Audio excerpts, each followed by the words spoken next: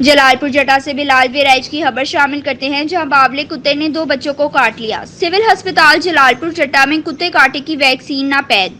بلدیہ جلالپورجٹاں کی اہلی سے جلالپورجٹاں کے گلی محلے آوارہ کتوں کی آماجگاہ بن چکے ہیں۔ آوارہ کتوں کی بہتات نے شہریوں میں خوف و ہراس پھیلا رکھا ہے، بالخصوص بچوں اور بزرگوں کا گھر سے نکلنا دشوار کر رکھا ہے۔ گذشتہ روز محلہ حضرخانوالی میں آوارہ کتے نے 2 کم سن بچوں کو کاٹ لیا، جنہیں فوری طور پر سول ہسپتال جلالپورجٹاں پہنچایا گیا، جہاں سول ہسپتال عملہ کا کہنا تھا کہ ہمارے پاس کتے کاٹے کی ویکسین دستیاب نہ ہے۔